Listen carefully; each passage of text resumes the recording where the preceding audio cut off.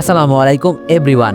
যদি তুমি থাকতে গল্পের পঞ্চম পাঠ, তো চলো বেশি কথা না কইয়া গল্প শুরু করা যাক। আকাশ জুড়ে অন্ধকার, পূর্ণিমার রাত হলে কি ক্ষতি হতো? অন্ধকারে সিঁড়ি বেয়ে ছাদে ওঠা রিক্স। আর রূপা শাড়ি পরে ঠিকমতো হাঁটতে পারছে না, যে কোনো মুহূর্তে পড়ে যেতে পারে। ফোনের ফ্ল্যাশটা অন করলো সাকিব। ছাদে শো শো বাতাস, রূপার চুলগুলো বারবার উড়ে এসে মুখে পড়ছে। সাকিব হেসে বলল, চুলগুলো এভাবে না কেটে একদম ছেলেদের মতো কাটলেই তো পারতে। রূপা বলল, কাটবো ছেলেদের মতো করে। সাকিব বলল, তুমি যদি আর কখনো চুল কাটো আমি তোমার সাথে কথাই বলবো না। রূপা হেসে বলল, আচ্ছা কাটবো না। এই পর্যায়ে মুখ ভার করে রূপা বলল, শাড়িতে আমায় কেমন লাগে তা তো বললেন না। সাকিব দুষ্টামির ছলে গান ধরে বলল, সব কথা বলে না হৃদয়, কিছু কথা বুঝে নিতে হয়। আহা করে হেসে ওঠে রূপা।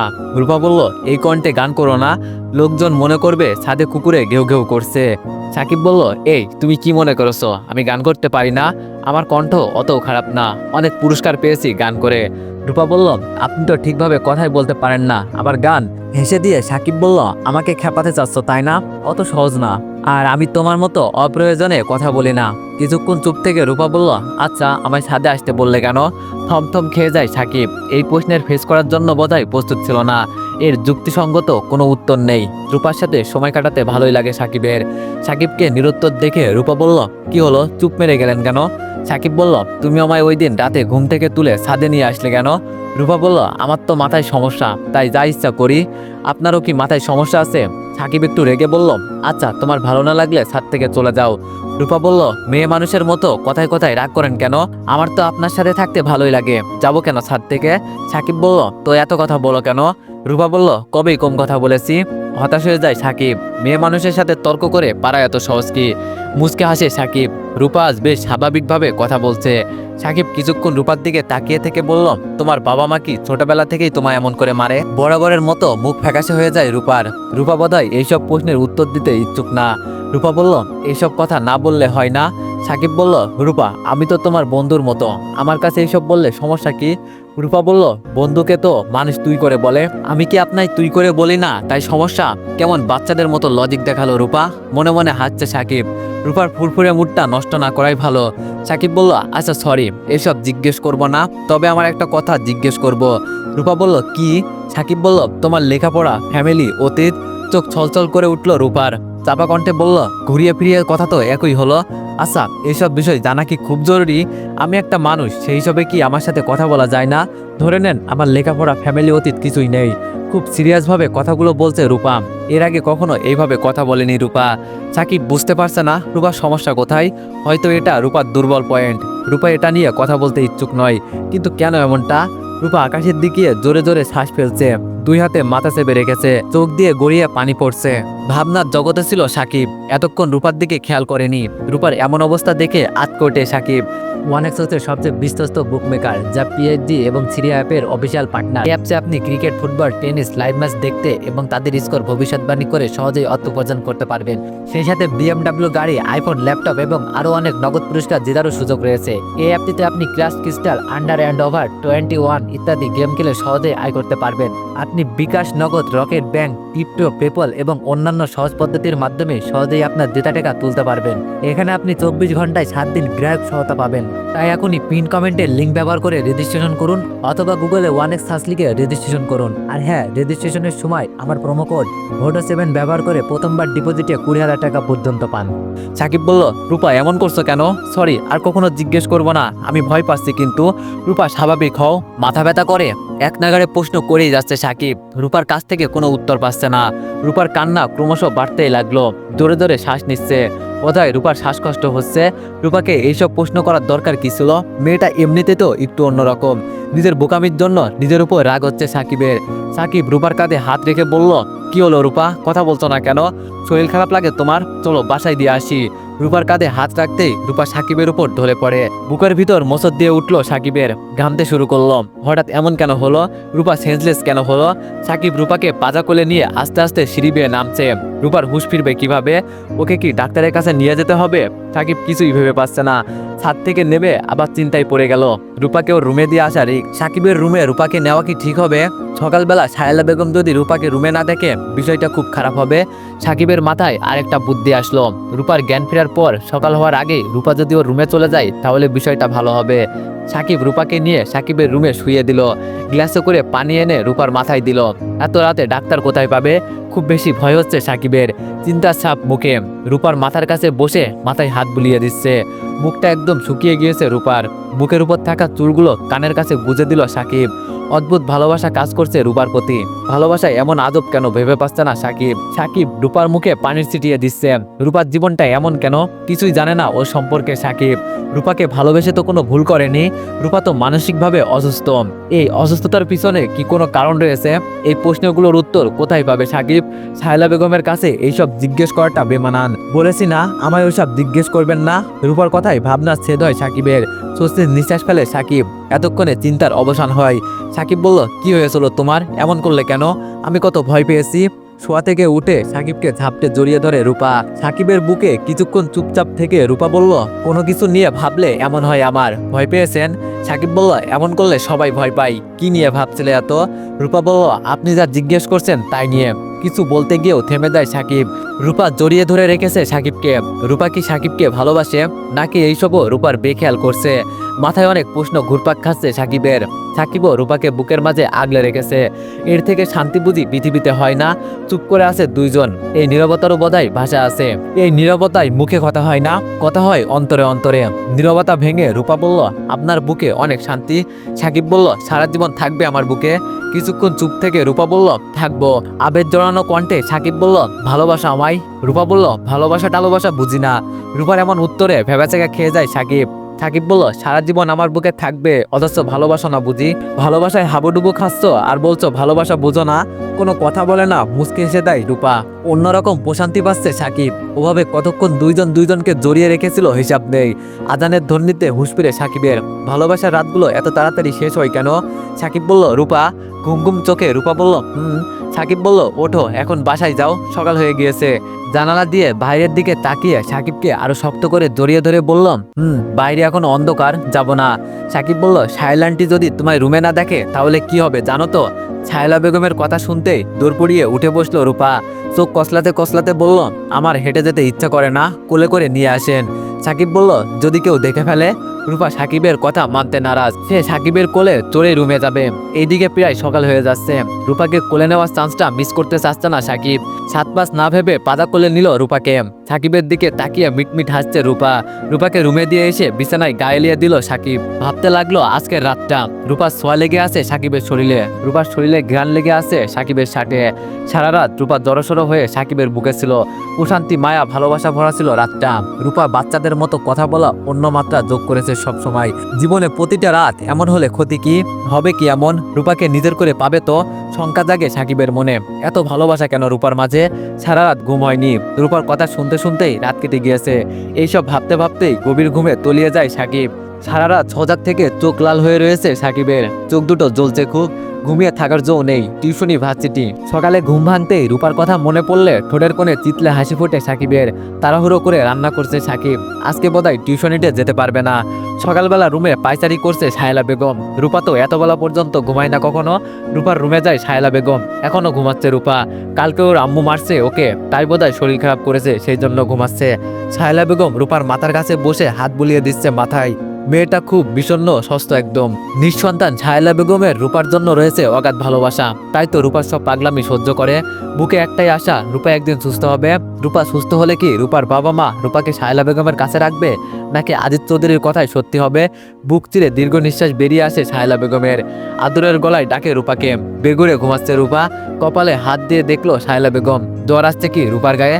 না, শরীরের তাপমাত্রা তো স্বাভাবিক। রূপার কানের কাছে মুখ দিয়ে সাহেলা বেগম বলল, রূপা আম্মু ওঠো তো, অনেক বেলা হয়েছে। অনেকক্ষণ ডাকার পরও ঘুম ভাঙে না রূপার। রূপার ঘুম থেকে উঠতে নারাজ। সাহেলা বেগম রূপাকে বুঝিয়ে বুঝিয়ে ঘুম থেকে উঠালো। সাহেলা বেগম বলল, এত বেলা পর্যন্ত ঘুমানো শরীরের জন্য ক্ষতি তো। ঘুম ঘুম চোখে রূপা বলল, একটু রাগী গলায় সাহেলা বেগম বলতেই উঠে বসে রূপা। সাহেলা বেগম হেসে বলে, ভালো কথা তো তোর কানে যায় না তাই না? কোনো কথা না বলে হনহনিয়ে বিরক্ত হয়ে ওয়াশরুমের দিকে চলে গেল রূপা। রান্না করে খেতে খেতে একটা টিউশনির সময় ওভার হয়ে গেল। বাসা থেকে বের হলো সাকিব। বারবার রূপার রুমের দিকে তাকাচ্ছে। সকালবেলা রূপার মুখটা না দেখে বেড়াতে ইচ্ছা করে না। দেয়ালে হেলান দিয়ে একটা কাগজের টুকরাই কি যেন লিখে রূপার রুমের দিকে ছুঁড়ে মারল সাকিব। কাগজের টুকরো দেখেই তাড়াহুড়ো করে কুড়িয়ে হাতে নিল রূপা। সাকিব ছাড়া এ আবার কার কাজ? আম্মু যদি দেখে ফেলে তাহলে খারাপ হবে। সাকিব বলল, রূপা চিঠি পড়তে জানো তো তুমি? না জানলেও সমস্যা নেই, এটা নিয়ে ভেবে আবার অজ্ঞান হয়ে যেও না। ভার্সিটিতে যাচ্ছি আমি। রুম থেকে বের হয়ে না, কোনো পাগলামি করো না। মুচকে হেসে দেয় রূপা। সাকিবকে উদ্দেশ্য করে বলে, শুধু চিঠি না, মানুষের মন পড়তেও জানি আমি। এক বুক প্রশান্তি নিয়ে বাসা থেকে বের হয় সাকিব। সাকিবের কথা মতো রূপা সারাদিনও রুম থেকে বের হয়নি, কোনো ভাঙচুরও করেনি। রূপা এখন রুমে বসে সাকিবের চিঠিটা নিয়েই দুপুরটা কাটিয়ে দিল। সাকিব কখন বাসায় ফিরে সেই অপেক্ষায় শুধু। রূপার এমন স্বাভাবিক আচরণ দেখে স্বস্তির নিঃশ্বাস ফেলে সাহেলা বেগম। ঠোঁটে হাসি ফুটিয়ে আজিজ চৌধুরীকে উদ্দেশ্য করে বলে, দেখো রূপা এখন প্রায় স্বাভাবিক।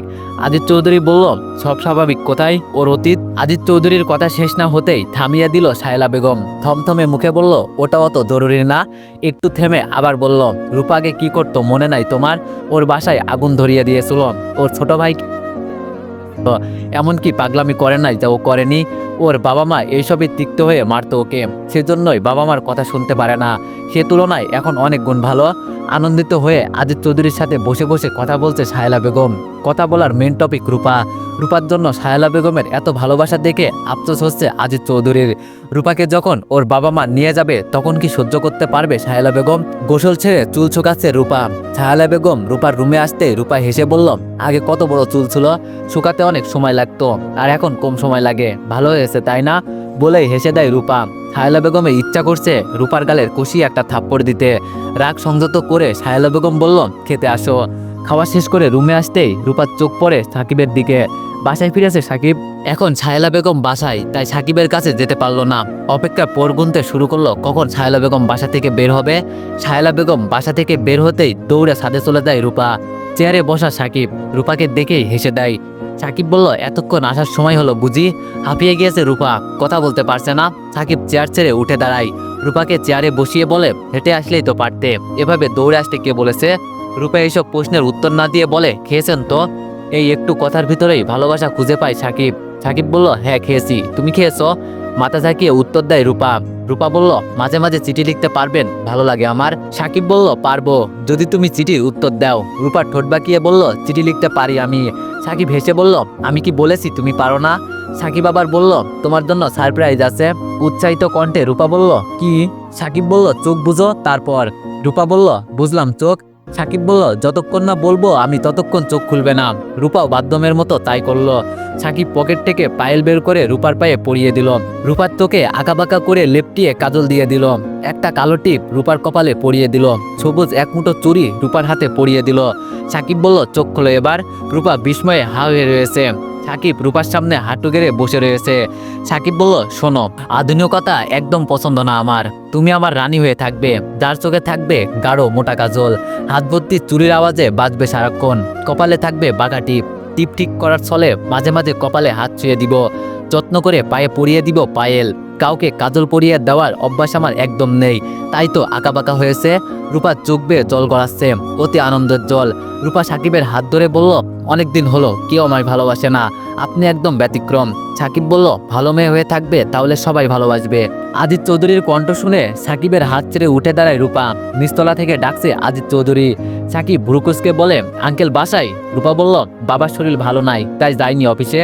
বাবা বাসায় থাকলে ভয় হয় না, কারণ সে সারাক্ষণ রুমে বসে বই নিয়ে থাকে, দুনিয়ার অন্য কোনো বিষয়ে তার খেয়াল নেই। এই বলে দ্রুত পায়ে চলে গেল রূপা। আজিজ চৌধুরী তো কখনো ডাকে না এই সময়, আজ কেন ডাকছে? সাকিব হতাশ ভঙ্গিতে চেয়ারে বসে রইল। এমন সময় কেউ ডিস্টার্ব করে? হায় অদৃষ্ট। একটু পরে মুখে একরাশ বিরক্তি নিয়ে আসলো রূপা। সাকিব বলল, কি হলো, রাগে গজগজ করছো কেন? রূপা বলল, মেজাজ খারাপ হচ্ছে। সাকিব বলল, কেন কেন? রূপা বলল, আরে আমি চিনি না জানি না, কোথা থেকে কে জানি ফোনে আলাপ দেয়। সাকিব বলল, কে ফোন দিয়েছে? রূপা বলল, প্রণয় রায়। সাকিব ভ্রুকুচকে বলে, আঙ্কেলের ফোনে কল দিয়েছে ছেলেটা। রূপা বলল, সাকিব বলল, কি বলেছে তোমায়? রূপা বলল, জানি না, কি আজাইরা কথা, বাদ দেন। চিন্তায় পড়ে যায় সাকিব। আদিত্য চৌধুরীর ফোনে কল দিয়েছে নিশ্চয়ই রূপার পরিচিত কেউ। সাকিব ভয় পাচ্ছে অন্য কারণে। পরক্ষণে মনে পড়ল প্রণয় রায় ছেলেটা হিন্দু। ভয় কেটে গেল সাকিবের। রূপার সাথে প্রেমের বয়স যত বেড়ে চলেছে সাকিবের চিন্তা তত গাঢ় হচ্ছে। রূপার 4-5টা মানুষের মতো স্বাভাবিক নয়। হয়তো রূপা স্বাভাবিক নয় বলেই সাকিব এত বেশি ভালোবেসে ফেলেছে ওকে। তবুও এ নিয়ে প্রতিনিয়ত চিন্তায় ভুগছে সাকিব। প্রেম টেম অত নিয়মকানুন মেনে হয় না, কেমন একটা অনিশ্চয়তার মাঝে আছে। ভবিষ্যতের কথা ভাবলে সুরে ওঠে সাকিব। রূপার সম্পর্কে তেমন কিছুই জানে না, রূপার কাছ থেকে জানার সুযোগ নেই। এইসব কথা সবসময় ইগনোর করে রূপা। মাত্র এই কয়দিনে খুব ভালোবেসে ফেলেছে রূপাকে। ভালোবাসা কেমন একটা অদ্ভুত ব্যাপার। দুপুরে ভার্সিটি থেকে বাসায় ফিরে বারান্দার দিকে তাকায় সাকিব। রূপা যে প্রতিদিন ওর অপেক্ষায় বারান্দায় দাঁড়িয়ে থাকে গেটের দিকে। সাকিবকে দেখলেই এক চিতলে হাসির চিহ্ন ফুটে ওঠে রূপার ঠোঁটের কোণে। আজ রূপা বারান্দায় দাঁড়িয়ে নেই। কিছুটা শূন্যতা অনুভব করছে সাকিব। হয়তো ঘুমাচ্ছে রূপা। বাসায় এসে কাঁধের ব্যাগটা রেখে তাড়াহুড়ো করে ছাদে যায় সাকিব রূপার খোঁজে। এই মেয়েটাকে নিয়ে সবসময় অজানা ভয় কাজ করে সাকিবের মনে। রূপাকে ছাদে না দেখে রূপার রুমের জানালা দিয়ে উকি দেয় সাকিব। রূপার রুমও নেই। মেজাজ খারাপ হচ্ছে সাকিবের। বিকাল পেরিয়ে সন্ধ্যা হয়ে গেল। সারা বিকাল ছাদে পায়তারা করছে সাকিব। রূপার কোনো খোঁজ নেই। এমন তো কখনো হয়নি। আজিত চৌধুরীর বাসায় যাবে কি একবার? না, বিষয়টা কেমন বেমানান লাগে। সংকিষ্ট মনে আজিত চৌধুরীর বাসার সামনে ঘুরঘুর করছে সাকিব। জানালার ফাঁক দিয়ে স্পষ্ট দেখা যাচ্ছে সোফায় বসে বসে চায়ের কাপ হাতে গল্প করছে আজিত চৌধুরী আর শায়লা বেগম। শায়লা বেগম নিঃসন্তান, তবুও দুইজন কত ভালোভাবে পথ চলছে। হঠাৎ আজিত চৌধুরী বাসার ভিতর থেকে মোটা কণ্ঠে সাকিবকে ডাক দেয়। সাকিব যথারীত ঘাবড়ে যায়। অপ্রস্তুত বোধ করে উত্তর দেয়, জি আঙ্কেল। আজিত চৌধুরী বলল, ওখানে কি করো? আসো আসো, বাসার ভিতরে আসো। সাকিবকে দেখে মিষ্টি হেসে শায়লা বেগম বলল, রূপাকে খুঁজছিলে বুঝি? সাকিবের উত্তরের অপেক্ষা না করেই শায়লা বেগম আবার বলল, বসো বসো, চা নিয়ে আসছি। সাকিব আজিত চৌধুরীর পাশে বসে। আজিত চৌধুরী বই হাতে বসে আছে। বইটা হাত থেকে রেখে সাকিবের দিকে মনোযোগ দেয়। আজিত চৌধুরী বলল, রূপাকে তোর বাবা মা আজ নিয়ে গেছে। যেতেই চাচ্ছিল না মেয়েটা। বুকের মাঝে ধক করে ওঠে সাকিবের। হতবাক হয়ে বলল, নিয়ে গেছে মানে? একবারে নিয়ে গেছে? যতটা সম্ভব নিজের হতভম্ব ভাবটা লুকিয়ে রেখে প্রশ্নগুলো করলো সাকিব। আজিত চৌধুরী বলল, না না, একেবারে নিয়ে যায়নি। ওর এক আত্মীয় মারা গেছে, তাই আর কি, দেখতে গেছে। স্বস্তির নিঃশ্বাস ফেললো সাকিব। রূপা কবে আসবে জানার জন্য মনটা ছটফট করছে। কিন্তু আজিত চৌধুরীকে এত প্রশ্ন করলে যদি সন্দেহ করে, নিজের ভাবমূর্তি রক্ষা করতে কোনো প্রশ্ন করলো না সাকিব। এর ভিতরে তা নিয়ে আসে শায়লা বেগম। চা খেতে খেতে খানিকক্ষণ গল্প করে তাদের সাথে। মানুষ দুইজন ফ্রেশ মাইন্ডের। এক পর্যায়ে সাকিব প্রসঙ্গক্রমে জিজ্ঞেস করে, রূপা আপনাদের সাথে থাকে কেন? আজিত চৌধুরী কিছু বলতে গেলেই থামিয়ে দিল শায়লা বেগম। শায়লা বেগম বলল, আমাদের তো সন্তান নেই, তাই রূপা আমাদের কাছে থাকে। কথা বাড়ায় না সাকিব। রুমে এসে সোজা হয়ে শুয়ে পড়ে। শরীর বেশ ক্লান্ত। রূপাকে ভীষণ মিস করছে। হঠাৎ ফোন বেজে ওঠে সাকিবের। উপাস থেকে বলে ওঠে, হ্যালো, সাকিব বলছেন, আমি রূপা। আমি বাসার সামনে, আম্মুকে বলবেন না, আপনি চুপি চুপি চলে আসেন। সাকিব কিছু বলার সুযোগ না দিয়ে লাইন কেটে দিল রূপা। সাকিব অবাক হয়ে যায়। রাত প্রায় 10টা বাজে। রূপা কোথা থেকে আসলো? আর রূপার কাছে তো কোনো ফোন নেই। ফোন দিল কিভাবে? হয়তো অন্য কারো ফোন দিয়ে কল দিয়েছে, কিন্তু ফোন নাম্বার পেল কোথায়? উদ্গ্রীব হয়ে বাসার সামনে গেল সাকিব। রূপা জড়সড় হয়ে দাঁড়িয়ে আছে। সাকিব বলল, এত রাতে কোথা থেকে আসলে? আর তোমার নাকি কোনো আত্মীয় মারা গেছে? ফোন পেলে কোথায়? আর ফোন নাম্বার পেলে কোথায়? আর এখানে দাঁড়িয়ে কেন? বাসার ভিতরে যাচ্ছ না কেন? অনার্গলভাবে প্রশ্নগুলো করলো সাকিব। রূপা বলল, এতগুলো প্রশ্ন কোনটার উত্তর দিব বলো তো? সাকিব বলল, সবগুলোর উত্তর দাও তাড়াতাড়ি। আর জানো, তোমায় না দেখে আমার কত টেনশন হচ্ছিল। রূপা বলল, আমার আম্মু এসে জোর করে নিয়ে গেছে। এক আত্মীয় মারা গেছে নাকি। ওই বাড়িতে গিয়ে আমার দম বন্ধ হয়ে যাচ্ছিল, তাই চলে আসছি। আর রাস্তার পাশে এক দোকান থেকে কল দিয়েছি। আপনার ফোন নাম্বার তো জানি। আর বাসায় যাব না, কারণ এভাবে চলে আসছি জানলে আমায় বকবে। সাকিব কিছুক্ষণ চুপ থেকে বলে, বাসায় যাবে না তো কি করবে? আর তোমার মা বাবা টেনশন করবে না? এত পাগলামি কেন করো বলো তো? খিলখিলিয়ে হেসে দেয় রূপা। রূপা বলল, ওই বাড়িতে আমার খুব কষ্ট হচ্ছিল, তাই আম্মু বাসায় একটা রুমে নিয়ে বলল ঘুমাতে। ওনারা ভাববে আমি ঘুমাচ্ছি, আর খোঁজ করলে সকালে করবে। সকালে শায়লা আম্মুর ফোন দিয়ে জানিয়ে দিবে আমি চলে আসছি। আমি বললাম, রাতে যদি খোঁজ করে? রূপা বলল, করলে করুক, আমার কি? সাকিব শক্ত গলায় বলল, তুমি না বলছো আর পাগলামি করবে না? কোনো উত্তর না দিয়ে মাথা নিচু করে থাকে রূপা। সাকিব আবার বলল, হয়েছে অনেক পাগলামি, এবার বাসায় চলো। রূপা বলল, বাসায় যাব না, আর সারা রাত আপনার সাথে ঘুরবো। কিছু বলতে গিয়েও থেমে দেয় সাকিব। মুচকে এসে বলল, ভেবেছিলাম তোমার মাথায় গোবরের গোডাউন। না, বুদ্ধি শুদ্ধ আছে। সাকিবের কথায় উত্তরে মুচকে আসে রূপা। ঠোঁটে দুষ্টুমির হাসি ফুটিয়ে সাকিব বলল, প্রেম শিখে গেছো দেখছি। এবারও লাজুক হাসি দেয় রূপা। রূপা আগের থেকে স্বাভাবিক অনেক, বিষয়টা খুব স্বস্তিদায়ক সাকিবের জন্য। রূপা বলল, আপনি একটু জড়িয়ে ধরি। রূপার কথায় ভেবাচেকা খেয়ে যায় সাকিব। সাকিব বলল, রাস্তা ভরা মানুষ তো। রূপা সাকিবকে আর কিছু বলার সুযোগ না দিয়ে সাকিবের বুকে ঝাঁপিয়ে পড়ে। সাকিবের অদ্ভুত প্রশান্তি অনুভব করলেও অস্বস্তি বোধ করে। চারিদিকে মানুষ, অথচ এই ব্যাপারে রূপার বিন্দুমাত্র ভূক্ষেপ নেই। রূপাটা এমন কেন? হাঁটতে হাঁটতে একটা নিরিবিলি জায়গায় এসে পড়ল। রূপার সাথে এভাবে সময় কাটানোর অদ্ভুত অনুভূতি প্রকাশ করার উপায় সাকিবের জানা নেই। জ্যোৎস্না রাত, চারিদিকে আলো ছড়িয়ে পড়েছে, থমথমে পরিবেশ। সাকিব আর রূপা একটা বেঞ্চে বসলো। সাকিব বলল, রূপা সত্যি আর সারা রাত বাসায় যাবে না? রূপা জোর গলায় বলল, না যাব না। রূপা খানিকটা কাছে গিয়ে সাকিব বলল, ভালোবাসো আমায়? রূপা কাঁপা কাঁপা গলায় বলল, হ্যাঁ। কথা বলতে বলতে সাকিবের কাঁধের উপর ঘুমিয়ে গেল রূপা। এত সুন্দর করে কথা বলতে পারে রূপা। সাকিব যেন মুগ্ধ হয়ে গেল। এইদিকে সকালও প্রায় হয়ে যাচ্ছে। পবিত্র ভালোবাসা রাঙানো যেন দুটি প্রাণ। তো এভরিওয়ান, নেক্সট পার্টের জন্য সবাই একটু বেশি বেশি কমেন্ট আর একটু বেশি বেশি লাইক করে দিয়েন। ধন্যবাদ।